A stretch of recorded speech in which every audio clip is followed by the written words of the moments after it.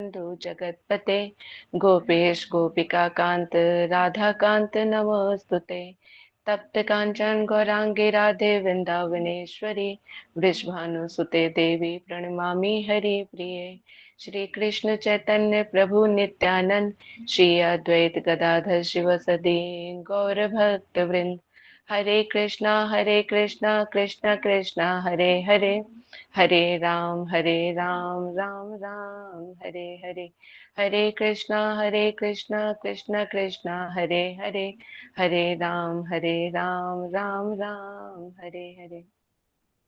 सबसे पहले मैं अपने गुरुदेव श्रीमद् भक्ति वेदांत नारायण गोस्वामी जी के श्री चरणों में अनंत कोटि दंडवत प्रणाम करती हूँ। तत्पश्चात मेरे शिक्षक गुरु श्री पूज्य पादवन महाराज जी, श्री पूज्यपाद श्रीधर महाराज जी, श्री पूज्यपाद सिद्धांति महाराज जी, सभी के वैष्णवों के श्री चरणों में मैं अनंत कोटि दंडवत प्रणाम करती हूँ और उनके हेतु की कृपा की वांछा करती हूँ। और आप सभी कथा पिपासु सभी वैष्णव के चरणों में यथा योग्य मेरा दंडवत प्रणाम। जो आज का हमारा विषय है वो बहुत ही सुंदर विषय है, साधु संग कहते हैं। और वैसे तो पिछली क्लास में ये हमारी रिवीजन क्लास है, लेकिन उसमें जो अनिरुद्ध प्रभु जी ने और जनार्दन प्रभु जी ने इतने सुंदर तरीके से साधु संघ का अर्थ समझाया है और साधु कौन होते हैं उनके बारे में भी बताया है। बहुत ही सुंदर तरीके से समझाया और बताया कि मन सुन के ही प्रसन्न हो जाते हैं। जिससे जिससे भी ना साधु संघ के बारे में पता चल जाए और हृदय में उस चीज को धारण कर ले तो उसका आनंद ही कुछ और होता है। तो कहते हैं कि ये जो हमारा जो साधु संघ की महिमा जो है ना, वो चित्त को क्या करने वाली है, अत्यंत उज्जवल निर्मल और रस प्रदान करने वाली है। साधु संघ को समझने से पहले जो साधु कौन होते हैं वो समझना हमारे लिए बहुत आवश्यक है। तो चलो तो थोड़ा सा यहाँ पे क्वेश्चन आंसर कर लेते हैं कि जैसे आपने साधुओं की महिमा बहुत अच्छी तरह से समझी और सुनी है, तो अब आप लोग बताओ कि साधु से आप लोगों का क्या तात्पर्य है, क्या समझ आया है पिछली क्लास में जो भी आपने किया था कि साधु कौन होते हैं। कौन बताएगा? कोई बताएगा? चलिए ठीक है, कोई बात नहीं। अगर इस चीज को अभी लेकिन जो भी ये जो क्लासेस हुई है साधु संघ वाली, इनको तो आप रिपीट करके दोबारा दोबारा भी आप सुनोगे उतना ही आपके लिए कल्याणकारी है। क्योंकि सबसे ज्यादा अपराध हमारे यहीं पर ही होते हैं, जब हम साधु संघ के बारे में समझ नहीं पाते हैं, उनको जान नहीं पाते हैं और उनके प्रति अपराध कर बैठते हैं, तो ये बहुत ही मुश्किल है। तो कहते हैं ना, जो भी भजन करना चाहता है, जो भक्ति राज्य में प्रवेश करना चाहता है, तो उसको ये सब चीजें समझना बड़ा जरूरी है। तो गुरुदेव की कुछ मैं कहती कि उनके लेक्चर हैं जिनमें से मैंने छांट छांट के जो उनके वर्ड्स हैं, क्योंकि गुरुदेव ही एक मतलब गुरुदेव मुझे इसलिए मैं गुरुदेव के मैंने वहां पे लिया। वैसे तो श्रीमद् भागवत में से बहुत से शास्त्रों में से पुराणों में से भी निकाल के आप लोगों को साधु संघ के बारे में बहुत कुछ बताया गया और समझाया गया है। गुरुदेव ही एक मतलब ऐसे, क्योंकि उनके आने से मेरा ही जीवन कितना परिवर्तित हो गया। एक सच्चे साधु संत की तलाश ने जो है कहाँ से कहाँ तक पहुंचा दिया। तो मतलब जब खुद की अनुभूति होती है और जब होते हैं और फिर जब हम साधु संत के महत्व को समझते हैं, तो शायद उस समझा पाना और बता पाना जो है बहुत ही सुंदर तरीके से हो जाते हैं, तो जो दूसरे के हृदयों को भी आकर्षित कर लेता है और कई कई बार जो है प्रेरणा का स्रोत बन जाता है। तो गुरुदेव के जो है बहुत ही सुंदर तरीके से जो गुरुदेव ने जो साधु के लक्षण बताए हैं, तो वो क्या कहते हैं कि साधु, और उससे भी पहले एक मतलब साधु संग करने से पहले भी हमें क्या है कि साधु को साधु संग करने से भी पहले एक चीज और समझने की जरूरत है कि हमें साधु संग की आवश्यकता ही क्यों है। जैसे एक संसार में रहने के लिए, आगे बढ़ने के लिए हमें क्या जरूरत पड़ती है, और इस संसार में जो है एक अपना आधिपत्य जमाने के लिए, एक अपनी जगह बनाने के लिए हमारे यहाँ पर भी हमें शिक्षक की जरूरत पड़ती है। हम पढ़ाई लिखाई करते हैं, उच्च उच्च शिक्षा कहते हैं कि ग्रहण करते हैं, फिर जाके कहीं पास पोस्ट अपने इंजीनियर डॉक्टर बन के एक समाज में एक अपना आधिपत्य जमाते हैं, जहां से हमारी जिंदगी जो है आसान, सरल और सुखद हो जाती है, ऐसा हमें प्रतीत होता है। तो यानी संसार को भी जानने और समझने के लिए कि संसार में क्या हो रहा है, हम कहाँ हैं, कहाँ मेरी एडजस्टमेंट हो सकती है, किस चीज, किस फील्ड में मैं आगे निकल जाऊं, तो यहाँ पर भी हमें एक टीचर और एक शिक्षक की आवश्यकता होती है। उसी तरह से परमार्थ जगत में एंटर करने के लिए कि परमार्थ क्या है, हम कौन है, अपना आत्म तत्व ज्ञान के लिए, भगवत तत्व के लिए, परमार्थ जगत को जानने और समझने के लिए हमें साधु संघ की आवश्यकता होती है। जिस जीव के भी अंदर जरा सी भी ये भावना आ जाती है ना कि इस संसार में हम आए ही क्यों हैं, इसी को जानने के लिए ये कौन बताएगा, जो संसार में रह रहे हैं, जो त्रिगुण में फंसे हुए हैं, त्रिगुण आत्मा की हमारे पास वो जवाब देंगे। तो उनको, उनसे ये सब सवालों के जवाब जो है हमें नहीं मिलेंगे, ना ही हमें उनसे वो परमार्थिक जगत का रास्ता दिखा सकते हैं, क्योंकि वो परमार्थिक जगत के है ही नहीं है। तो जैसे संसार की चीजें संसार के शिक्षक ही बता सकते हैं, वैसे ही भगवत तत्व के बारे में हमें कौन बता सकता है, जो भगवान के करीब हो, जो अनुभूति की है, तो वही बता सकते हैं। तो इसी तरह से हमें उन, इसलिए ही साधु संग करने की आवश्यकता है। जो भक्ति करना चाहता है, जो भगवान को प्राप्त करना चाहता है, भगवान और अपने संबंध को समझना और जानना चाहता है, क्योंकि यहाँ के संबंध तो नित्य नहीं है, ये तो खत्म, जहाँ जैसे मृत्यु हुई सब चीजें खत्म हो जाती है, और यहाँ के सारे संबंध जितने भी हैं सारे ही दुखदायी है। फिर कौन सा संबंध इतना सुखदायी है जो कभी भी टूटता नहीं है, और जिसके प्रेम में बढ़ने से, जिसको जितना ही प्रेम बढ़ता चला जाए तो उसको प्रगाढ़ता कहते हैं, मोह या आसक्ति नहीं कहते। तो ऐसे संबंध और ऐसे प्रेम को जानने के लिए ही हमें साधु संघ की आवश्यकता होती है कि किससे प्रेम करें। इस जगत में हमने प्रेम करके देख लिया, यहाँ पे दुख के अलावा कुछ भी नहीं है, और सारे जितने भी संबंध है तो वो हमारे दुखदाई है। फिर ऐसा कौन जिससे हम संबंध बनाए तो परम सुखी हो, ये कौन बताएगा, एक साधु ही बताएगा, क्योंकि ऐसे परम सुख में वो खुद डूबा हुआ है। तो जो डूबा हुआ है वही तो हमें डुबा सकता है, जो रस में खुद पूरी तरह से लिप्त है, तो उसी रस का स्वादन भी हमें वही करा सकता है। तो फिर हमें सह कहते हैं कि ऐसे ही साधु संघ की आवश्यकता होती है, जो हमारे संबंध, जो नित्य संबंध को समझा दे, और किससे संबंध जोड़ना है वो भी दिखा दे। तो जो जिससे संबंध जोड़ना है, जिससे प्रेम करना है, जिससे परम सुखी होना है, तो जिसको सुखी करके हम सुखी हो। एक तो होता है ना कि अपनी सेवा करके ही हम जो भी हम यहाँ पे सारे काम करते हैं तो अपनी ही सेवा के लिए करते हैं, अपने इंद्रियों को तृप्त करने के लिए करते हैं। तो ऐसा कौन हो कि करे दूसरे के लिए लेकिन सुखी हम हो, कि दूसरे दूसरे की इंद्रियों को संतुष्ट करे लेकिन उससे हमारी इंद्रियां तुष्ट हो रही हो। तो ऐसा कौन है, तो ये कौन बताएगा, यानी भगवान एकमात्र। अब तो संसार में रह के और थोड़ा सा साधु संग करके इतना तो समझ में आ गया कि भगवान ही है एकमात्र, जिनकी उनकी इंद्रियों को संतुष्ट करके हमारी इंद्रियां खुद ही तृप्त हो जाती हैं, उनको सुखी करके हम स्वतः ही सुखी हो जाते हैं, उनको प्रेम करके हम खुद ही प्रेम में डूब जाते हैं। ये कैसी चीज है ना, कि मतलब जो पहले हम अपने लिए करते हैं वो ना करके हम भगवान के लिए करते हैं, तो वो ट्रांसफॉर्म हो जाती है हमारे अंदर। जो जो चीजें हम देते जा रहे हैं वो स्वतः ही हमें खुद भी प्राप्त होती चली जाती है। तो गुरुदेव ने बहुत ही सुंदर के, अब जैसे साधु संघ अब हमें ये पता चल गया कि हमें साधु संघ की आवश्यकता क्यों है। अब ये है कि साधु कौन है कि जिसका हमें संग करना है, क्योंकि ये तो बहुत ही इंपॉर्टेंट है, क्योंकि ये तो हमारा जगत जो है साधुओं से भरा पड़ा हुआ है। अब जैसे बताए थे ना विषय प्राय, और जो जगत कहते कि प्रभु जी जनार्दन प्रभु जी ने बताया, तो ऐसे के जो है ना, जो है बहुत सारे भरमार है साधुओं की। तो फिर हम कैसे जाने, कैसे समझे, शास्त्रों में भी बड़ी भूरी भूरी प्रशंसा है, क्या कृष्ण ने भी बताया है कि साधु की जो है कि लक्षण बताए कि कौन कौन से साधु होने चाहिए, लेकिन उन्हीं लक्षणों को जो है गुरुदेव ने बड़ी सरलता, ऐसे रूप और ऐसे तरीके से बताया कि वो जो हमारे हृदय में एक छाप कर जाते हैं। तो अगर हमें सच में सच्चे साधु की तलाश होती है, क्योंकि यहाँ पे शुद्ध साधु की बात हो रही है, यानी साधु शब्द जो है वो शुद्ध, शुद्ध का कहाँ पे, जैसे जो सिर्फ भगवत ही प्रेम में डूबा हुआ है, जिसे भगवत प्रेम के अलावा किसी और की आकांक्षा नहीं है, ऐसे ही जो होते हैं वो शुद्ध साधु कहलाते हैं। तो यहाँ पे जो साधु का तात्पर्य होगा वो ये शुद्ध, जो सिर्फ भगवत प्रेम के पिपासु है और किसी चीज में उनका लेना देना नहीं है। लेकिन अब साधु जैसे दिखने वाले बहुत साधु हैं, तो हमें सरल शब्दों में जो हम बड़े आसानी से समझ सके कि साधु कौन होते हैं जिनका हमें संग करना चाहिए। तो कहते हैं कि साधु के लिए बड़े सुंदर गुरुदेव ने अपने लेक्चर में बताया है, उनकी परिभाषा बताते हुए कहते हैं। और हमने पहले भी जैसे सुना है, अनिरुद्ध प्रभु जी और जनार्दन प्रभु जी ने भी बहुत सुंदर तरीके से बताया है। जो पहला पहला गुण क्या बता रहे, जो हरि कथा में लीन हो, और जिसका जो हरि कथा ही जो जीवन है। ये हमारा जो हमने पहले क्लासेस की उसका रिवीजन भी हो जाएगा, और इसमें कुछ नए तथ्य भी है जो हमारे सामने और भी निकल कर आएंगे।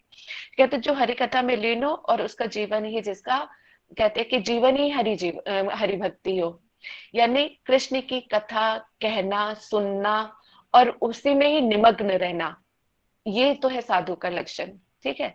अब क्या होता है कि एक तो वो साधु होते हैं जो उत्तम भागवत कोटि के होते हैं ना, कनिष्ठ मध्यम और उत्तम महाभागवत जो होते हैं, तो उनमें ये सब चीजें जो ना पूर्णतम, जैसे कृष्ण भी है ना तीर्थ पूर्णतम पूर्णतर और उसमें, तो इसी तरह से साधु में भी, क्योंकि कनिष्ठ मध्यम और कहते हैं उत्तम महाभागवत होते हैं। अब हमारे पास जो हमें मिल रहे हैं, तो दीदी जी आवाज नहीं आ रही। आवाज नहीं आ रही है?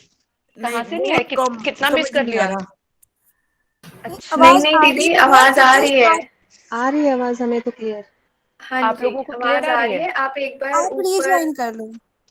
हाँ रीजॉइन एक कर लो, मिनट। या फिर ऊपर एक ऑप्शन होगा वहां से आप कर सकते हो स्पीकर ऑन। अ, मैंने हेडफोन लगा रखी, उसकी वजह से तो कोई नहीं प्रॉब्लम आ रही। मैं सोच रही हूँ बाहर की कोई आवाज ना आए। अब ठीक नहीं है? नहीं दीदी, बिल्कुल आ रही है, क्लियर है वॉइस। बिल्कुल क्लियर है ना? अच्छा ठीक है। तो कहते हैं कि अब जो जो हम भक्त होते हैं, जो साधु होते हैं, अब हमें साधु संग तो करना है, लेकिन कई बार क्या होता है कि अब ये दोनों चीजों के लिए आ जाते हैं। जो हरि नाम और दीक्षा ले लेते हैं, तो वो देखो सतगुरु से मिलते हैं, तो सतगुरु के गुरुदेव ने यहाँ पे बहुत ही सुंदर लक्षण बताए हैं जिनसे हम समझ सकते हैं। लेकिन अब अगर हम सोचे कि जो शिक्षक गुरु भी होते हैं, या हमारे पथ प्रदर्शक गुरु भी होते हैं, क्योंकि हमेशा ही तो हमें सतगुरु का लाभ नहीं मिल पाता। कई बार वो दूर भी चले जाते हैं, कहीं दूसरी जगह चले जाते हैं, तो हम किस तरह से उनके जुड़े रहते हैं।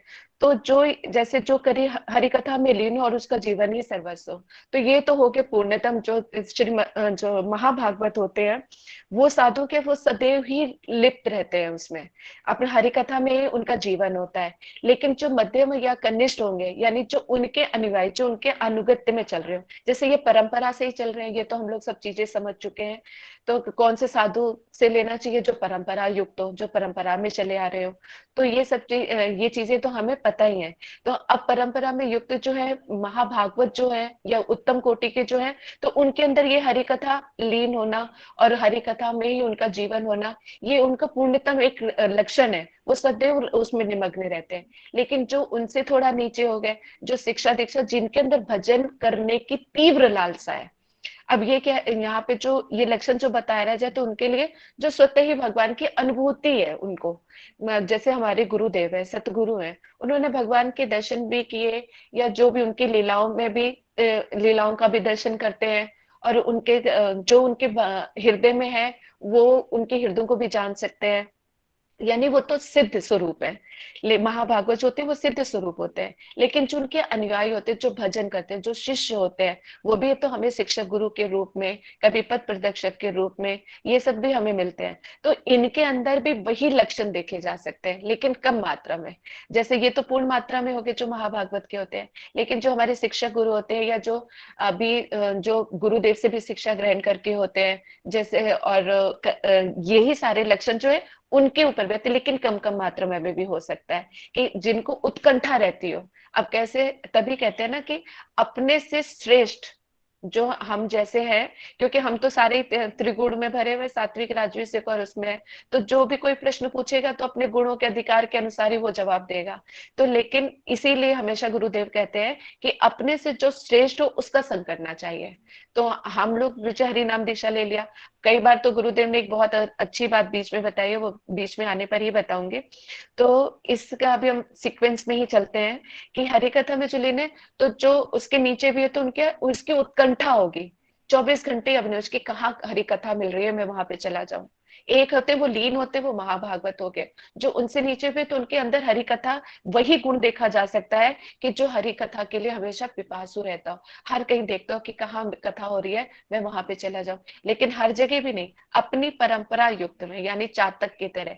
चातक क्या होता है? जो स्वाति नक्षत्र का ही सिर्फ जल ग्रहण करता है। सब तरफ भी जल जल मिला है, तालाब में हो गया, कुएं में हो गया, कहीं पर भी भरा हुआ मिल सकता है, लेकिन वो कितना ही प्यासा क्यों ना हो, लेकिन वो स्वाति नक्षत्र का ही जल पीता है, कोई और जल ग्रहण नहीं करता है।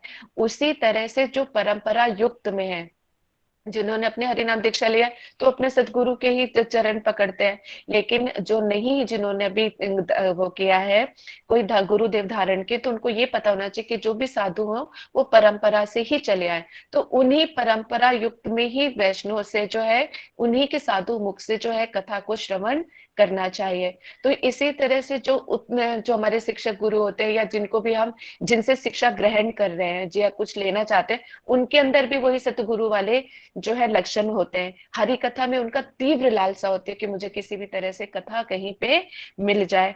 और कहते हैं हरि कथा ही जो है चित्त को शुद्ध हो, यानी जो महाभागवत है उनका ऑलरेडी जो है उनका चित्त शुद्ध हो चुका है।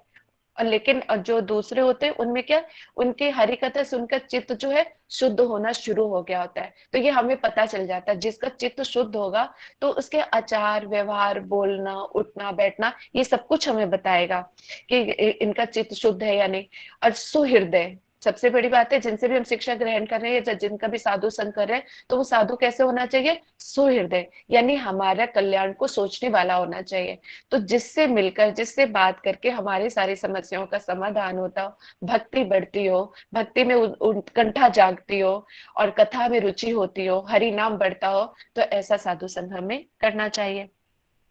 इसी तरह से हरि भजन के अलावा उनकी जो और भी कोई कामना और वासना नहीं होती है। अब ये कि ये जो सारे लक्षण बताए जा रहे हैं, ये एक साधु के बताए जा रहे हैं, जो शुद्ध साधु है, जिसको देख के ही जीव का परिवर्तन हो जाता है। तो ये ऐसे साधु के बताए जा रहे हैं। लेकिन बीच बीच में मैं जो उसको क्लियर कर रही हूँ, तो ये भी कि ये ही सारे गुण जो है उनसे नीचे जो है, मध्यम में या कनिष्ठ में भी ये लक्षण परिलक्षित होते हैं, जिनका हम संग कर सकते हैं।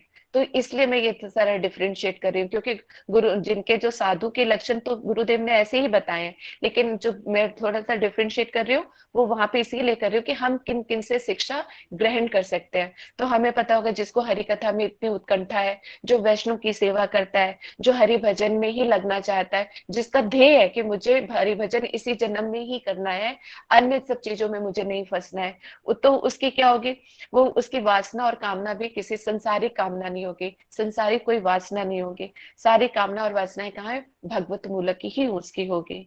और संतों के अर्थात वैष्णव की सेवा में तत्पर, यानी जो साधु पुरुष होते हैं, वो तो भगवान और भगवत भक्तों की ही सेवा में तत्पर रहते हैं, कभी भी किसी तरह का आलस नहीं करते। जैसे हमारे पूज्यपाद वामन गोस्वामी महाराज जी के उसमें देखा जाता है, अपने गुरुदेव के शरीर उनके जीवन चरित्र में भी देखा जाता है कि वो कितने भगवत प्रेमी, यानी भगवान की सेवा और भक्तों की सेवा में कितनी निष्ठा और कितनी तत्परता रहती थी कि कोई बीमार हो, उठे बैठे या कितने ही लोग क्यों ना आ जाए, लेकिन फिर भी उनकी सेवा में लगे रहते थे। जैसे कि हम लोग तीर्थ महाराज जी के उसमें भी देखते हैं कि तीर्थ महाराज जी को जो भी जानते हैं लोग, तो उनको जानते कि वो कितनी सेवा करते थे, कि ना उठना बैठना सोना जागना। तो जब परिक्रमाओं में जाते हैं ना, तब संग करते हैं, जब साधु संग करते हैं ना, तब हमें पता चलता है कि साधु कैसे होते हैं और वो किस तरह से सेवा में लीन रहते हैं। तो उनकी तत्परता होती है, वो तो स्वतः सिद्ध ही भगवत और भक्त की सेवा में अपना जीवन अपना पूरा समर्पित कर दिया होता है। लेकिन जो भजन में आगे बढ़ना चाहते हैं, उनकी भी यही दशा होती है कि जब जो वैष्णव ने कह दिया, जो साधु संघ ने जो आज्ञा दे दी, तो उनको अपने प्राण देकर भी उनकी आज्ञा का पालन करते हैं, तो वो लक्षण दिखते हैं। तो ऐसे भी संतों का, ऐसे जो है हम साधु का संग कर सकते हैं।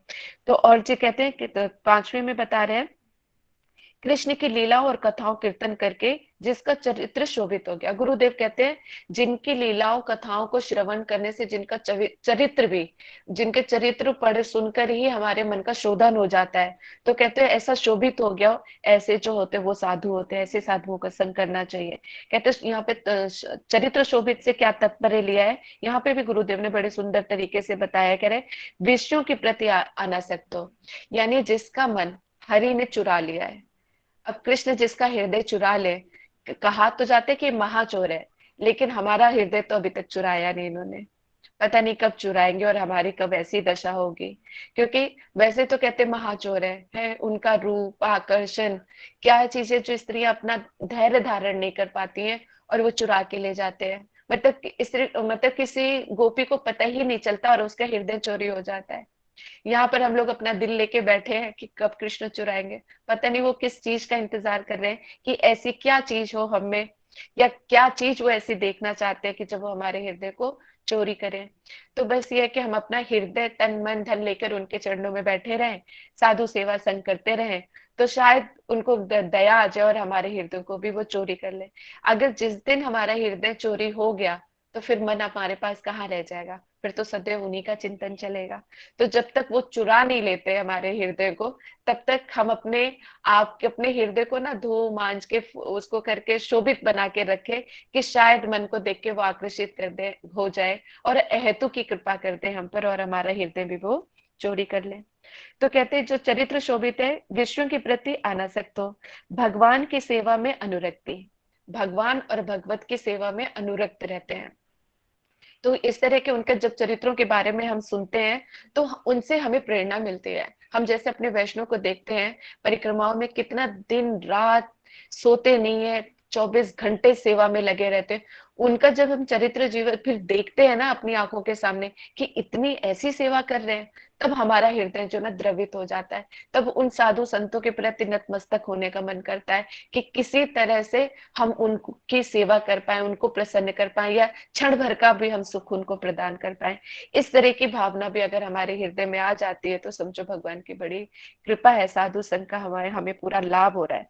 तो फिर ऐसे भक्तों के साधु क्या है, उनकी सेवा में भगवान और भक्तों की सेवा में उनकी अनुरक्ति होती है। उनके चरित्र उनके शोभा, तो यहाँ पे जो चरित्र शोभित का कारण यहीं पे यही दिखा रहे हैं कि उनके चरित्रों का वर्णन उनको देख के ही हमारे हृदय में जो है भगवत प्रेम और सेवा की लालसा जो है जागृत हो जाती है। वैष्णव सेवा में अनुरक्त, अब यहीं पे सबसे बड़ा अपराध हो जाता है। कहते हैं कि वैष्णव सेवा में अनुरक्त, अब क्या होता है कि जिससे भी या जिसने भी हरि नाम ले लिया दीक्षा ले ली है तो सारे वैष्णव है। अब वैष्णव में अनुरक्ति ही नहीं हो पाती है। अपने गुरु भाई बहन होते हैं ना आपस में भी, वो भी तो वैष्णव ही कहलाएंगे। वो कहते भक्ति विनोद ठाकुर जी क्या कहते हैं कि जो जिसने हरि नाम दीक्षा लेके जो भजन कर रहा है वो हमारे लिए पूजनीय है। तो जो भी चाहे वो कितना, और भगवान भगवत गीता में भी कह रहे हैं कि अपि दुराचारो, जितना भी दुराचारी ही क्यों ना हो लेकिन फिर भी तुम उसको साधु ही जानो। कितनी सुंदर व्याख्या उन्होंने बताई हुई है साधु की, कि हमारे लिए, क्योंकि वैसे तो साधु कितने सारे गुण और वो सब बताए हुए, लेकिन जो भजन करना चाहता है, कृष्ण को प्राप्त करना चाहता है, राधा रानी की सेवा करना चाहता है, अपने स्वरूप में स्थित होकर भगवत धाम में जो है सेवा की आकांक्षा रखता है, तो उसको क्या चाहिए, उसको कोई भी एक ऐसी कमजोरी नहीं पकड़ानी चाहिए कि जिससे कि जो है कि उसका भजन ही नष्ट हो जाए। और हमारा जो भजन जो नष्ट होने की सबसे ज्यादा जो वो होती है ना, तो वो वैष्णव अपराध में ही है। क्योंकि वैष्णव भगवान कभी भी, और यह हमारे सतगुरु जो साधु हैं वो कभी भी वैष्णवों की और भगवान के भक्तों की कभी भी वो निंदा ये सब चीजें बर्दाश्त नहीं कर पाते। जैसे वैष्णव अपराधी हमारे हृदय को और मलिन कर देता है, जिसके बारे में बुरा सोचे ना और बुरा और बुरा और बुरा होता चला जाता है मन। तो जब बुरे मन पे जब किसी के दोष नजर आ रहे हैं तो हमारा चित्त कैसे शुद्ध हो सकता है। हमारा टारगेट क्या है, राधा रानी की सेवा की प्राप्ति करना, उनके चरणों की सेवा की प्राप्ति करना, वो भी नित्य धाम में। जब हमारी प्राप्ति हमारा लक्ष्य वो है तो कहाँ हम इन सब चीजों में फंसे हुए हैं, कहाँ इन सब चीजों को लेके वो चलेंगे। तो ये जो सब चीज, तो अगर जब ये सब चीजें मन से हटेंगे तो हम साधु संग कर पाएंगे ना, उनके वचनों को हृदय में धारण कर पाएंगे। तो ये तभी कहते हैं यहाँ जो वैष्णव सेवा में अनुरक्ति, अनुरक्ति का मतलब क्या है कि प्रेम है यहाँ पे, ये नहीं कि सिर्फ उनकी सेवा ही की जाती है चाहे कैसा भी मानो, यहाँ पे अनुरक्त होता है, प्रेम से करते हैं कि ये तो भगवान का सेवक है, भक्त, ये वैष्णव का सेवक है, भगवान का भक्ति भजन कर रहा है, वैष्णव की सेवा करता है, मेरे साधु साधु सेवा करते हैं, तो उनके प्रति हमारी प्रीति ही होनी चाहिए। वो चाहे कैसे भी दिख रहे हैं, अपने अपने हृदय तक की बात जहां पर होती है, तो उनकी सेवा में ही हमें अनुरक्ति रखनी चाहिए। हमसे जो है हमारे हृदय में उनके प्रति प्रेम विश्वास ही रहना चाहिए, कोई नेगेटिव चीज हमारे अंदर ना आए, क्योंकि वैष्णव अपराध हमें भजन से नीचे गिरा देते हैं, तो वैष्णव अपराधों से हमें बहुत बचकर रहना चाहिए। चौथा पॉइंट क्या बताते हैं कि जो उनके जिनके जो साधु होते हैं वो प्राण देकर भी गुरु की सेवा करते हैं। अब इसी तरह से जिनसे भी हम शिक्षा या जिनसे भी हम शिक्षा ग्रहण करने जा रहे हैं, जिस साधु का संग करने जा रहे हैं, तो हमें उनके चरित्र में ये सब चीजें दिखनी चाहिए कि वो अपने गुरुदेव का कितना मान सम्मान करते हैं, वैष्णव की सेवा कैसे करते हैं, भगवत और भक्त की सेवा में कितनी तत्परता है, कितना हरिनाम करते हैं, उनका कथा में कितना अभिनिवेश है। ये सब चीजें जो है, ये इन सारे लक्षणों से ही हमें पता लग जाता है कि हम संग कि उन जिनका संग कर रहे हैं वो संग ठीक भी है या नहीं, साधु संग कर रहे हैं या असाधु संग कर रहे हैं, ये चीजें हमें समझ में। तो गुरुदेव ने बड़े सुंदर सुंदर और सरल सरल तरीके से बताया हुआ है।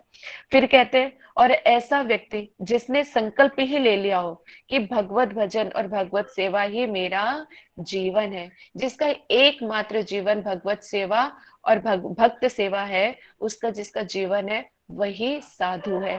तो कहते हैं ना, कहते हैं कि जो विषय भी दिखते हैं लेकिन अंदर से, एक बड़ी सुंदर मैं एक चीज पढ़ी थी जिसमें ब्रह्मा जी बता रहे हैं कि मनु के पुत्र हुए थे और उनका नाम मुझे स्मरण नहीं हो रहा इस वक्त, तो उन्होंने भी कहा कि नहीं, मुझे तो कहते कि इस संसार में नहीं फंसना है और मुझे भजन साधन करके मुझे भगवत प्राप्ति करनी है। लेकिन वो जो हाँ, प्रियव्रत राजा है शायद उनका जो है, जिनके बारे में मैं पढ़ रही थी, तो उसमें ब्रह्मा जी ने एक बड़ी सुंदर चीज बताई कि वो राजा नहीं जाना चाहते, तो ब्रह्मा जी स्वयं आए उनके पास और आके उनको बोला कि तुम जो है, कहते कि देखो तुम सामर्थ्यशाली हो, हाँ, और जो भगवान जिसके हृदय में भगवान अनुरक्त हो, जो भगवान वो सेवा करना चाहता है, जिसने अपना सब कुछ जो है भगवान के चरणों में समर्पित ही कर दिया हो, तो वो चाहे जंगल में रहे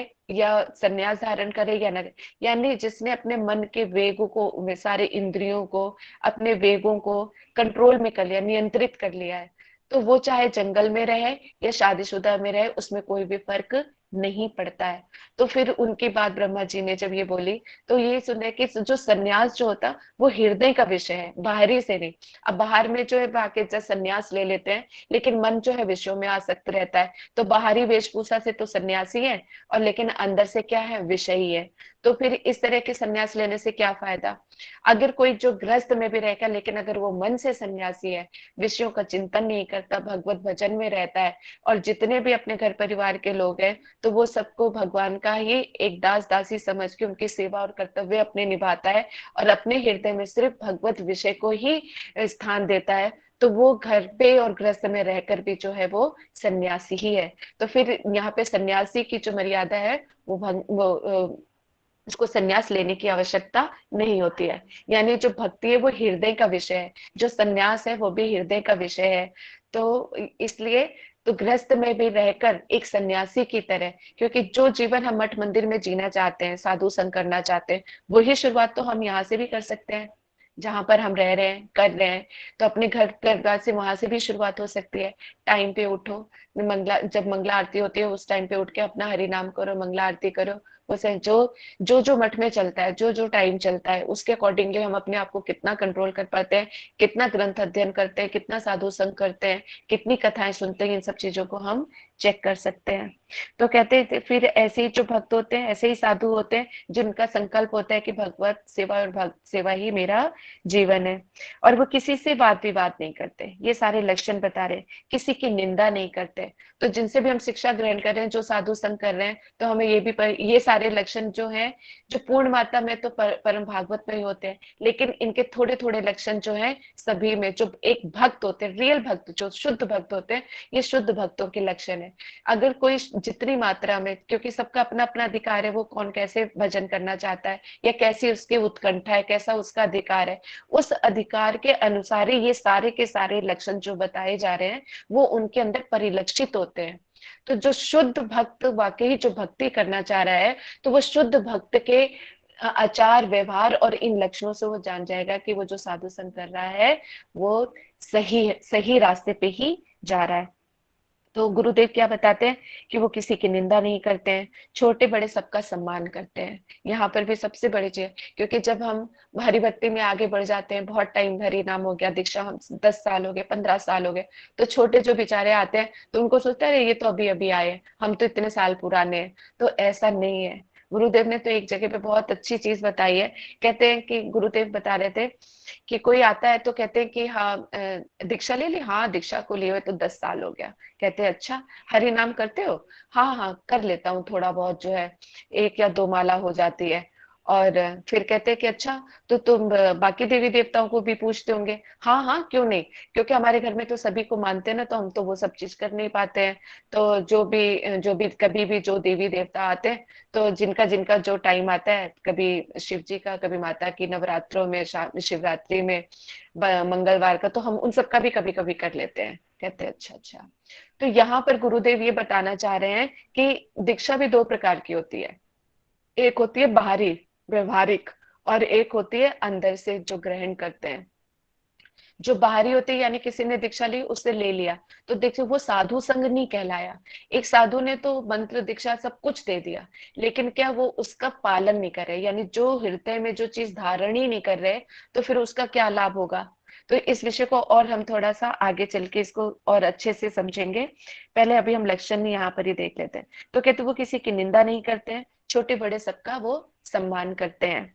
जब ऐसे साधु मिल जाए तो हमें क्या करना चाहिए? प्राण देकर भी उनकी सेवा करनी चाहिए।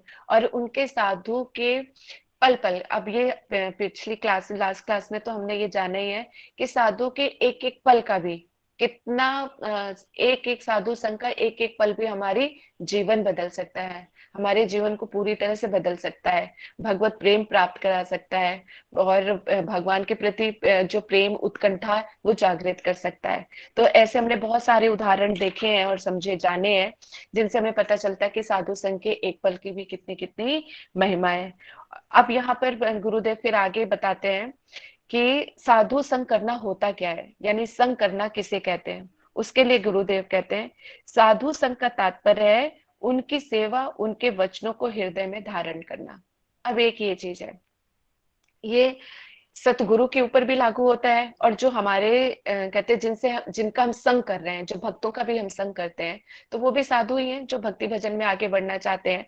तो उन जब साधु संग करते हैं, तो साधु संग करने का भी मतलब संग कैसे करना चाहिए। अब ये नहीं कि साधु तो उच्च कोटि का है, लेकिन हमारे अंदर वो सब चीजें तो है नहीं, तो अगर हमारे अंदर भी क्वालिटी नहीं तो उस चीज को कैसे ग्रहण कर लेंगे। जैसे एक उदाहरण देती हूँ कि क्लास में सारे बच्चे बैठे हुए हैं, टीचर एक पढ़ा रहा है, सारे 10 बच्चों को या 50 बच्चों की एक क्लास है, और उसमें टीचर पढ़ा रहा है। टीचर का पढ़ाने का ढंग सब कुछ वैसे ही रहता है, लेकिन एक होता है जो बड़ा बहुत ही अच्छे से निकलता है, यानी हर एक चीज जो वो जो टीचर बता रहा है उसको नोट भी करता है, नोट्स बनाता है, फिर घर जाकर भी उसको चिंतन करता है, पढ़ता है, और फिर जो भी क्लास में बताया जाता है तो बढ़ चढ़ के उससे जो नहीं समझ में आता उसके वो अपने नोट्स बना के नेक्स्ट डे पूछता है। और इस तरह से मतलब जो वो पढ़ता है वो इसका चिंतन करता है, और फिर जाके जो कुछ प्रॉब्लम होती है तो उसको भी सॉर्ट आउट करता है जाके।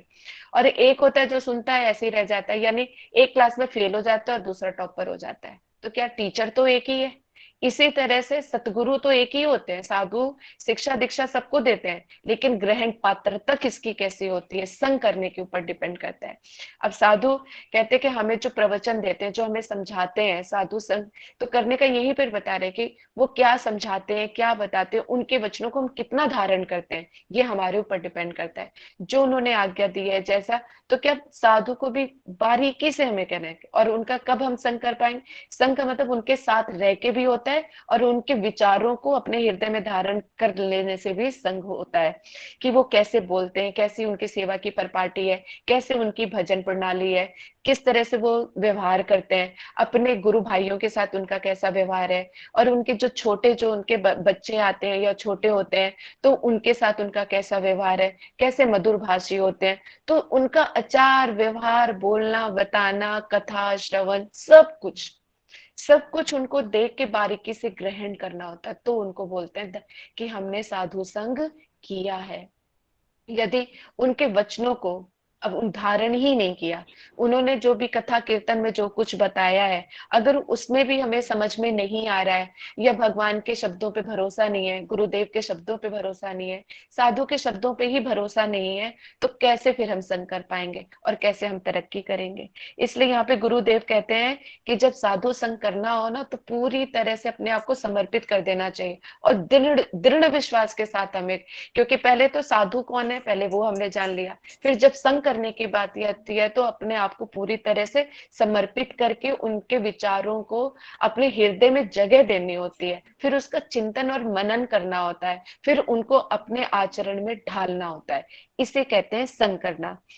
तो कहते हैं, फिर गुरुदेव आगे कहते हैं कि पूर्ण रूप से श्रद्धा प्रेम और दृढ़ विश्वास के साथ ही साधु संग करना चाहिए, तभी हमें भक्ति का द्वार खुलेगा। इसको भी भक्ति नहीं कहेंगे, इसको भी क्या कहेंगे, भक्ति का द्वार खुलेगा।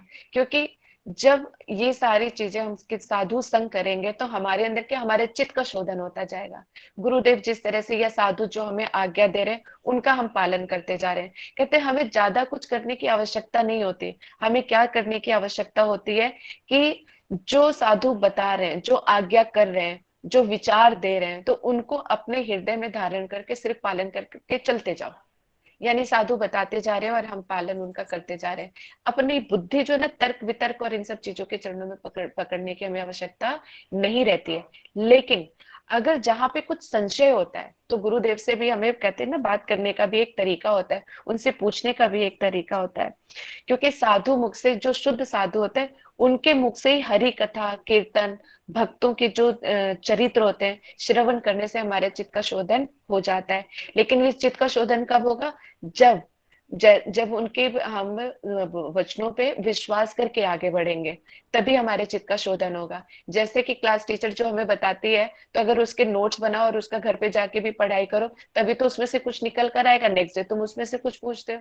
इसी तरह से जब गुरुदेव हमें या सतगुरु जो होते हैं, जो साधु होते हैं, हमें जो उपदेश देते हैं, उनको हमने श्रवण किया, फिर घर जाके चिंतन किया, फिर उसका मनन किया और अपने आचरण में उसको ढाल लिया, तो क्या है, चित्त हमारा शुद्ध होना शुरू हो जाता है। जैसे जैसे चित्त शोधन होता जाएगा, साधु वचनों पे हमारा दृढ़ विश्वास प्रेम जो है बढ़ता जाएगा। इसी तरह से फिर, क्योंकि साधु भी अनुभूति संपन्न होते हैं, ये भी हम आगे थोड़ा सा वो करते हैं। जैसे कृष्ण भी कहते हैं कि अगर इस ज्ञान को, परमार्थिक ज्ञान को, अगर तुम्हें कुछ जानना है तो तुम्हें क्या करना पड़ेगा। भगवत गीता में कहते हैं, तत्विधि प्रणिपातेन परिप्रश्नेन सेव्या उपदेक्षन्ति ते ज्ञानम ज्ञाने तत्वदर्शिना।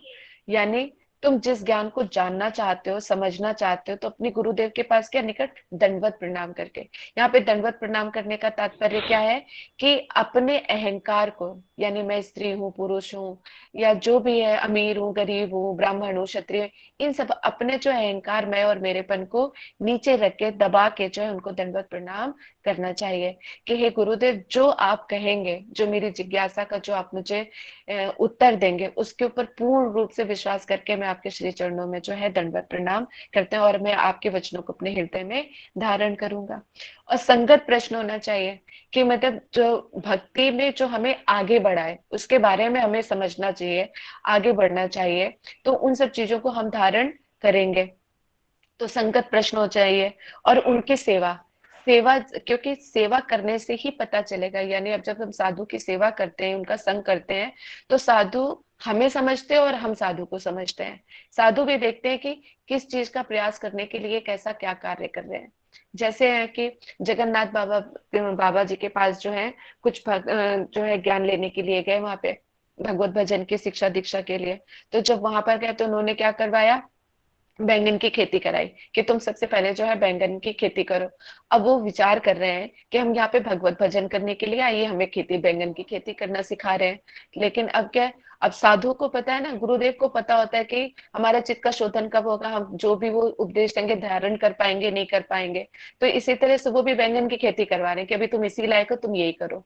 लेकिन उनका विचार क्या है, वो उनके मन में तो बहुत ही अलग अलग विचार है कि मैं हम भगवत भजन करने के लिए आए, हमें ये सब चीजें भक्ति से रिलेटेड कोई चीजें बताएं या समझाएं, हमें खेत में लगा रखा है, ऐसी ऐसी बातें उनके दिमाग में आ रही थी। लेकिन अब अगर अंतर्दिशा से देखा जाए, चिंतन किया जाए, तो गुरु वो ऐसा क्यों कर रहे हैं? क्योंकि अब जो खेती करके अपनी मेहनत से जो वो बैंगन उत्पन्न कर रहे हैं, है ना, खेती कर रहे हैं, जब बैंगन को काट के सब्जी अब्जी बना के भगवान को भोजन प्रसाद बनाया जाएगा, भगवान को भोग लगाएंगे। अब जब वो भोग बना हुआ जो फिर महाप्रसाद जब वो खाएंगे तो उनका चित्त का शोधन होगा और वो उस चीज को समझ पाएंगे। यानी सामर्थ्य प्रदान भी तो करेंगे वो। पहले हमारे अंदर की सामर्थ्य था, तब भी जब गुरुदेव की सेवा करते हैं और जब हम तो वो भी हमें जानते कि हमारी जिस चीज के लिए हम आए हैं उसकी उत्कंठा कितनी है, उसी के अनुसार ही वो हमें शिक्षा दीक्षा और हमारी जो शिक्षाएं भी देते हैं। अब जैसे कई लोग जो पहुंच जाते हैं कि गुरुदेव हम चाय पी लें क्या, चाय नहीं पीते ना तो हमारा सर चकरा जाता है। अब गुरुदेव क्या बोलेंगे कि उनको पता है कि इनका स्थान कहाँ पर है, इनका अधिकार कितना कितना उनको समझाएंगे। तो गुरुदेव और हर एक की शिक्षा हर एक के लिए नहीं होती, क्योंकि गुरुदेव जो है ना अधिकार देकर ही उन शिक्षाओं का देते हैं। तो इस तरह से जो है वो आगे बढ़ते हैं। मुझे लग रहा है टाइम भागता जा रहा है और मेरे पास विषय अभी बहुत गंभीर है, तो मैं जल्दी जल्दी कोशिश करती हूँ इन सब चीजों को लेने के लिए। तो फिर कहते हैं कि ज्ञानीगण जो है फिर तभी कहते हैं कि संगत प्रश्न द्वारा ही उनकी कहते हैं प्रश्न पूछना चाहिए, सेवा करनी चाहिए ताकि गुरुदेव को हम समझ सके। यानी साधु सेवा करके वो हमें समझेंगे और हमें उनको समझने का मौका मिलेगा।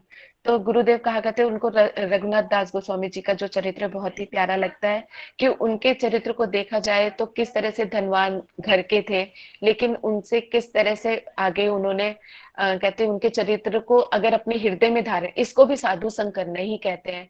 कि जो वैष्णव के चरित्र को जो हम पढ़ते हैं तो वो भी साधु संग है, कि उनके पढ़ के हम देखते हैं कि उनकी सेवा और उनकी उत्कंठा कैसी थी। तो हमारे जिसके अंदर लोभ है, जिसके अंदर लोभ जाग गया है कि मुझे भी भक्ति करनी है, भगवत प्राप्ति करनी है, तो उसके हृदय में भी ये सारी चीजें आएंगी ही आएंगी कि मुझे कैसे कौन सा रास्ता मिले जिससे मैं वो प्राप्त कर सकूं। तो भक्तों के जीवन चरित्र से ही हमें बहुत सारी शिक्षाएं मिलती हैं, जिसमें भजन में हमें आगे बढ़ने का मौका मिलता है और बड़े हमें आगे बढ़ने का बहुत क्या मिलता है, जिससे कहें कि भक्ति में उच्च उच्च स्तर पे पहुंचने का जो हमें रास्ता दिखाई देता है। तो गुरुदेव के जो कहते हैं ना कि ये तो मैंने व्यवहारिक और परमार्थिक तो बता ही दिया था। अब जो कहते हैं जो साधु संग करना चाहते हैं वो प्रतिज्ञा करें, कहते हैं जो भजन करना चाहते हैं, जो साधु संग करना चाहते हैं, तो गुरुदेव कहते हैं कि वो प्रतिज्ञा करें कि चाहे कुछ भी हो जाए, किसी भी वैष्णव की मर्यादा भंग ना हो, इस चीज का भी ध्यान रखते हैं। गुरु के आदेश का पालन करना चाहिए, शास्त्रों की वचनों में श्रद्धा और उनका दृढ़ विश्वास होना चाहिए। और प्रतिदिन जो है साधु संग, अगर साधु संग ना सुलभ हो पाए तो क्या कहते हैं, ग्रंथ भागवत का भी संग करना चाहिए। यानी भक्तों के चरित्र को भी हमें समझना और पढ़ना चाहिए। तो उनसे भी संग करें, कि संग कहीं पे से भी हो सकता है, ग्रंथ भागवत से भी हो सकता है, साधु संग भी होता है, सत्संग में भी जाके होता है, कथाओं से भी होता है, हर तरह से आप संग का लाभ कर सकते हैं। अपने से श्रेष्ठ वैष्णव का संग करें, ये इसीलिए कहा जाता है क्योंकि अगर अपने बराबर वालों का संग करोगे तो वो त्रिगुण से बंधे हुए हैं, तो वो अपने अनुसार ही आपको जवाब देंगे, आपके जो प्रश्न होंगे तो उनका उत्तर वो सही ढंग से नहीं दे पाएंगे। इसलिए हमेशा अपने से जो श्रेष्ठ वैष्णव है, साधु है, उनका ही संग करना चाहिए। तो उनके लिए भी बहुत सारी मतलब उन्होंने बताया कि ऐसे विषयों की लालसा नहीं होनी चाहिए, अन्य अभिलाषा होना चाहिए। और पद धूलि लेने के लिए गुरुदेव कहते हैं कि कई ऐसे भी भक्त होते हैं जो वैष्णव और साधु की पद धूलि लेने के लिए उनको ही धक्का दे देते हैं और उनके चरणों को अपने रच में लगाते हैं। कहते हैं अगर धूलि ले, कहते हैं कि ऐसे से क्या उनको चरणों की रच से उनको कोई लाभ होगा? कहते हैं ऐसे कोई लाभ नहीं होगा, जबरदस्ती कुछ भी लेने से लाभ नहीं होता। अगर बस धूलि लेनी ही है तो जब वैष्णव आगे बढ़ जाए तो जब उनको पता भी ना चले और उनके चरणों की रज को उठा के अपने पूरे बदन में मलो, ऐसे लेना चाहिए। उस चीज उच्चिष्ट के लिए भी कहते हैं, गुरुदेव ने खुद अपना उदाहरण दिया कि जब वो खाने के लिए प्रसाद पाने के लिए बैठते हैं तो कोई भी जो होता है वो आके वहीं पे कि महाराज जी थोड़ा दे दीजिए। शायद दूसरे वैष्णव के भी ऐसे गुरुदेव ने देखा होगा, तभी उन्होंने अपनी कथा में ऐसे बोला कि अभी वो बैठे ही हैं प्रसाद के लिए कि महाराज जी हमें थोड़ा सा दे दीजिए, ये कर दीजिए, आप अपना टुकड़ा ही दे दो। कहते इसको उच्चिष्ट नहीं कहते। इस तरह से हम अपने भक्ति को नहीं कर सकते। कहते ये सब कहते मूर्खों वाले काम है।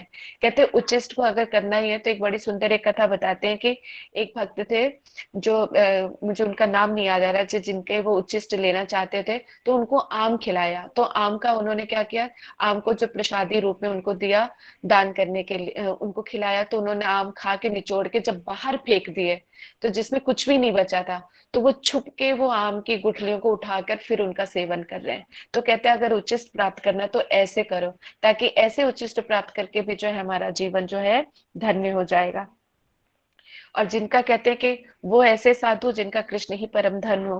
गुरुदेव कहते हैं कि किसको जिसकी मति जो है भक्ति मति नहीं लगती है।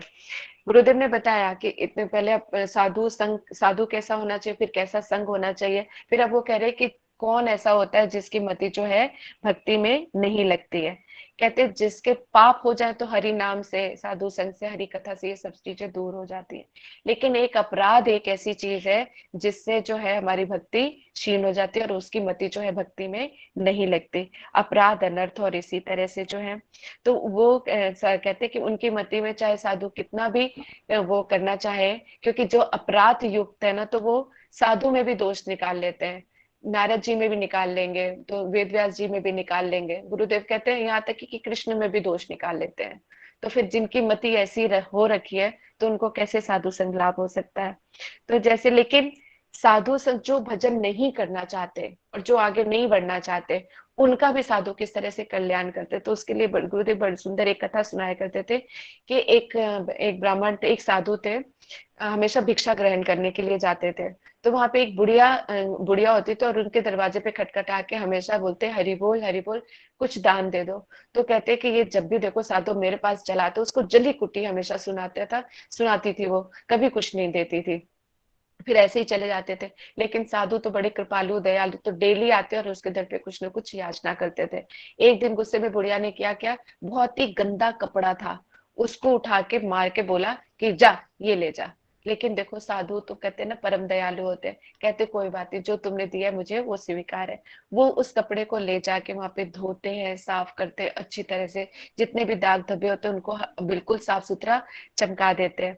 फिर उसके बाद उस कपड़े की बनाते हैं बाती बना के वो क्या भगवान का दिया जलाते हैं और उसके उस कपड़े को भी वो सेवा में लगा देते हैं। इससे पता चलता है कि जो साधु होते हैं वो कितने दयालु और कृपालु होते हैं, कि जो भजन नहीं भी करना चाहते तो उनकी कैसी सुकृतियां बना देते हैं और कैसे भजन में अनुरक्त कर देते हैं।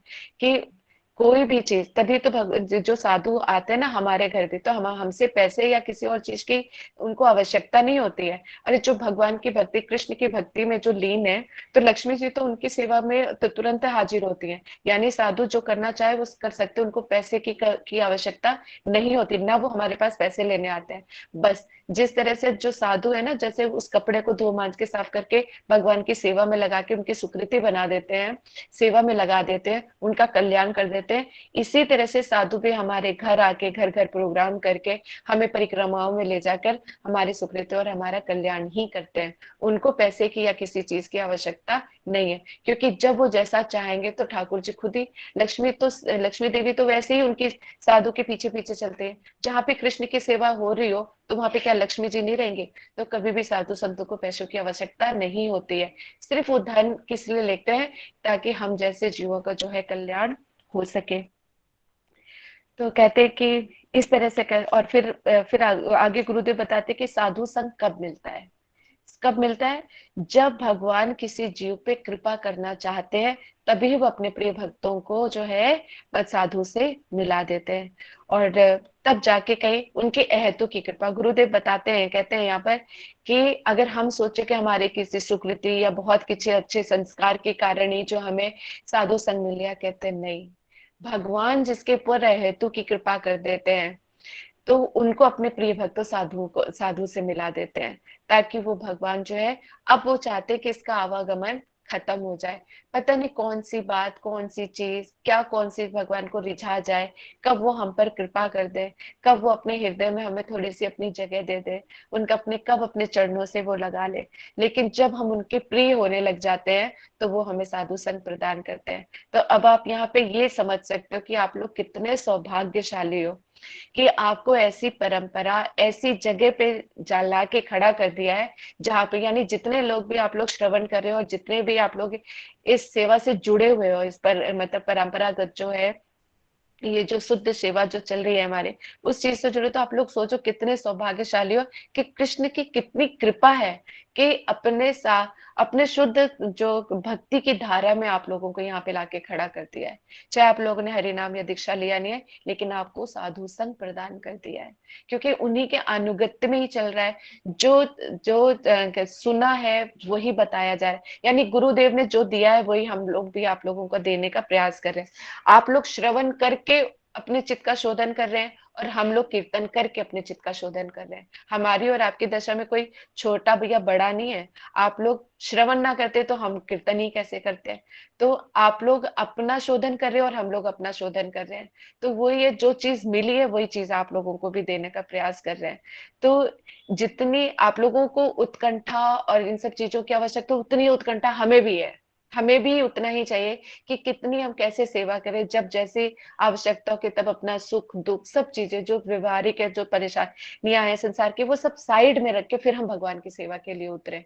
क्योंकि भगवान की सेवा ही सर्वप्रिय है, सबसे पहले वो है, बाकी सब चीजें बाद में है। क्योंकि आत्मा पहले, शरीर बाद में। आज शरीर तो कभी भी धोखा दे जाएगा, लेकिन आत्मा नहीं देती है। तो कृष्ण भगवान भगवान और भक्त जो होते हैं, यानी गुरुदेव जो होते हैं, उनके वचनों पे विश्वास करके दृढ़ता से अपने प्राण जो है निछावर करके हम चलेंगे, सेवा करेंगे, तब तो हमें मिलेगी, तब तो अपने स्वरूप मिलेगा। तब तो कृष्ण अपने धाम में अपने अपने स्वरूप के साथ तो हमें वहां पे सेवा मिलेगी। राधा रानी की प्रेम की महिमा को कैसे समझेंगे जब तक उनके हृदय, उनके प्रेम को ही धारण करने, जो राधा रानी के प्रेम को जिन साधुओं ने अपने हृदय में धारण कर रखा है, वो परम धन है। वैष्णव ही हमारा परम धन है, साधु ही हमारा परम धन है। तो उस धन को, जो प्रेम रूपी धन जो उन्होंने साधुओं ने अपने हृदय में दे रखा है, तो वो भी किसको देंगे कि उसकी पात्रता भी है। तो वही धो मांझ के हमें जो है ना, कठिन से कठिन चीजों से भी निकाल कर हमें सामने लेकर आते हैं, उन ताकि वो हमें बिल्कुल धो मांझ के निर्मल बना देते हैं, चित्त शोधन हो जाता है। अगर ये संसार के सुख दुख नहीं होते तो कैसे पता चलता कि ये संसार दावानल है। इसलिए साधु संग से ही हमारे जीवन में परिवर्तन, वही तो बताएगी कि संसार दावानल कहाँ पहले, यहाँ पर आने से पहले कहाँ लगता था, हमें तो वो संसार ही बड़ा भाता था। सुख है दुख है जैसे भी हमें पहले वहीं पर ही रहना अच्छा लगता है। लेकिन क्या है, लेकिन एक साधु को पता होता है कि ये जीव कहाँ का है। जैसे इंद्र देवता जो है पृथ्वी में सुअर बन के घूम रहे थे, नारद जी ने देखा तो बड़ी दया आई कि बताओ इनका क्या स्वरूप है और ये कहाँ पे यहाँ पे इस तरह से सुअर की योनि में बैठे हुए हैं। तो इंद्र को बोलते हैं चलो कि देखो तुम्हारे स्वरूप के बारे में बता रहे हैं, लेकिन कहते नहीं, मैं तो यहाँ पे बड़ा खुश हूँ। वो सुअर की योनि में ही खुश है, कीचड़ गु मूत्र और उसमें ही लथपथ पड़े हुए, लेकिन उनको उसमें बड़ा आनंद आ रहा है। उसी तरह से हमें भी, हमें सतगुरु आके, साधु आके बताते हैं कि तुम यहाँ के नहीं हो, तुम्हारा कोई नित्य स्वरूप है, तुम कोई हमारा जो है कोई उज्जवल प्रेम, हमारा जो है उन सब चीजें इंतजार कर रहा है, कोई एक संबंध इंतजार कर रहा है, जो प्रेम की परिभाषा ही बदल देते हैं। तो ऐसा हमारा सुंदर स्वरूप है कहीं पर, जो हमारा इंतजार कर रहा है। तो लेकिन अब हम वो हमारे स्वरूप को तो जानते हैं साधु, और हमें बताते भी हैं, लेकिन हम उनके वचनों पे कहाँ विश्वास कर पाते हैं। हमें तो यहीं के संबंध और यहीं की सब चीजें इतनी अच्छी और प्रिय लगती हैं कि हमें उनके प्रति उत्कंठा ही नहीं होती है। लेकिन जैसे जैसे सिद्ध हो, जब हमारे कहते हैं ना, जैसे वो बीमारी होती है ना पीलिए की, तो हमारे वो मिश्री खा खा के धीरे धीरे ही मीठी लगती है। तो जब हमारा चित्त जैसे जैसे शोधन होता जाएगा, तो गुरु साधु के वचनों पे हमारा विश्वास दृढ़ता से पकड़ता जाएगा। और कृष्ण प्रेम क्या है, राधा रानी का प्रेम क्या है, कैसे कृष्ण को प्रेम को वशीभूत करते हैं, उस प्रेम के सुख में क्या सुख मिलता है, उनको तृप्त, भगवान को सुखी करके हम कौन से सुखी में आनंदित होते हैं, ये सब कैसे पता चलेगा, साधु संग के द्वारा ही पता चलेगा।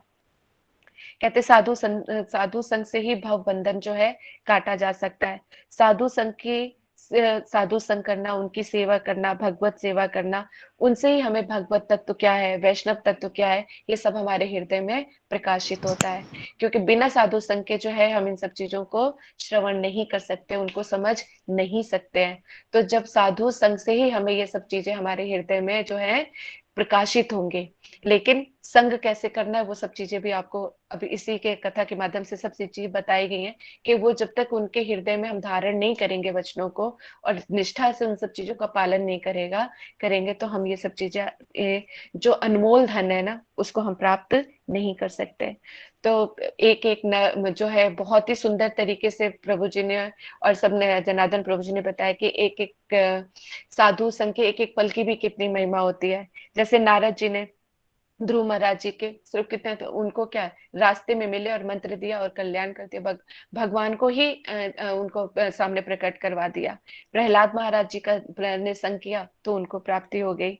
अब जैसे अगर हम देखे जाए नारद जी का जो पूर्व चरित्र था जिसमें वो दासी पुत्र थे, तो उन्होंने दासी पुत्र को भी कुछ महीनों का ही जो है उनको साधु संग मिला, वहां पे रह के उनका जीवन परिवर्तित हो गया और फिर तो नारद मुनि के रूप में उनको किस तरह से सेवा की प्राप्ति, तो उनको भी भगवत प्राप्ति हो गई इस तरह से। और कहते हैं कि जितने भी जो जनार्दन प्रभु जी ने बताया था वैष्णव प्राय और विषय प्राय, ये आप लोगों को अच्छी तरह से समझ आ गया था, इसमें कोई डाउट तो नहीं है। वैसे टाइम तो हो चला है लेकिन इससे अभी तक जितना भी आप लोगों ने श्रवण किया है, अगर इसमें कहीं कोई ऐसी चीज है जो आप लोगों को नहीं समझ आई है या कुछ आप पूछना चाहते हो तो आप लोग पूछ सकते हैं। ठीक है, किसी के मन में कोई प्रश्न हो तो आप लोग पूछ सकते हैं। और एक छोटी सी और चीज है जो मैं बता के भक्तों के बारे में उसको फिर अपनी वाणी को विराम दूंगी। क्योंकि जो भगवान है ना, देखो भगवान क्या है, अंतर्यामी है, हर एक के हृदय के मन की बात को वो समझते हैं। लेकिन भक्त भक्त कैसे हैं, जो अंतर्यामी के भी मन को समझ लेते हैं। तो देखो भक्त कितने कितने यहाँ पर महिमा पता चलती है कि मतलब भक्त कितने बड़े हो गए कि मतलब भगवान तो सभी जीवों के हृदय में क्या चल रहा है सब कुछ पता लग जाता है। लेकिन भक्त जो होते हैं वो भगवान के हृदय में क्या चल रहा है वो पता कर लेते हैं। लेकिन यहाँ पे भी भक्त वत्सलता का ही परिचय मिल रहा है इस चीज से भी, और फिर भगवान वशीभूत भी हो जाते हैं। क्योंकि जो कृष्ण के हृदय में क्या चल रहा है, कृष्ण अपने हृदय में भक्तों को स्थान देते हैं तभी तो उनके हृदय में पता चलता है कि क्या चल रहा है। तो वो कितने दयालु हैं कि अपने हृदय का दरवाजा खोल देते हैं और अपने हृदय में भगवान भक्तों को प्रवेश करने देते हैं ताकि वो उनके हृदय में क्या चल रहा है उन सब चीजों को जान सके। भगवान की कृपा के बगैर कौन जान सकता है। तो यानी भगवान दयालु, फिर भक्त दयालु, फिर उससे भी दयालु। और कहते ना कि भगवान तो फिर भी कहीं ना कहीं देखते हैं कि किसका क्या कर्म है कैसा नहीं है। लेकिन भक्त जो होते हैं वो बड़े बड़े ही दयालु परम ही कृपालु होते हैं।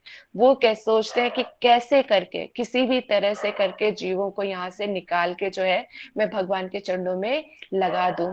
जो भजन नहीं भी करना चाहते उनसे भी भजन वो करवा लेते हैं। जैसे अभी हमने वो जो बुढ़िया दादी का जो अभी हमने किस्सा सुना, कथा सुनी, श्रवण की, तो इसी तरह से जो है साधु संघ को बस मैं लास्ट में बस यही कह के कहूंगी कि साधु के वचनों को अपने हृदय में धारण करके ही हम अपना कल्याण कर सकते हैं दृढ़ विश्वास के साथ।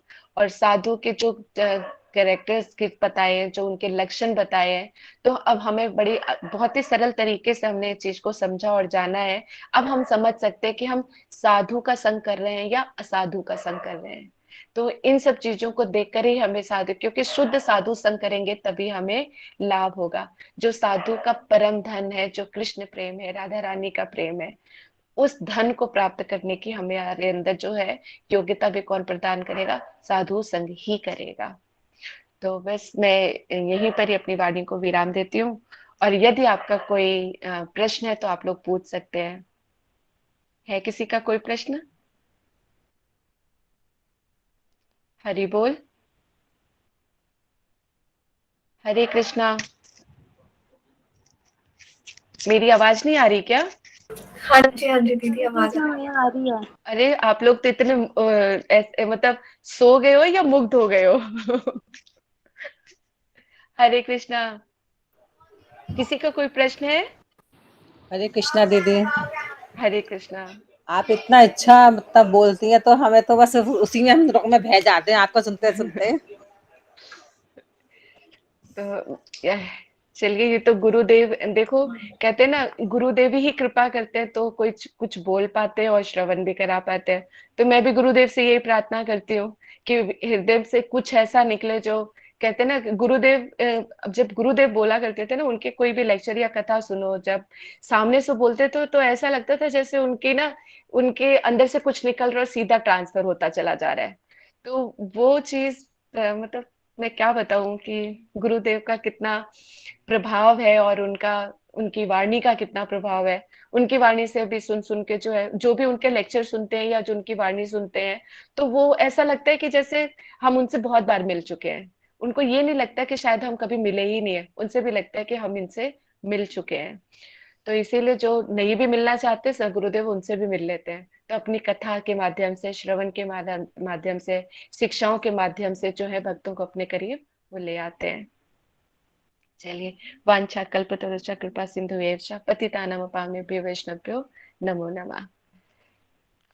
मेरी तरफ से तो क्लास अब ओवर हो गई है। अगर यदि हरे आप लोगों कृष्णा का दीदी कोई जी। प्रश्न है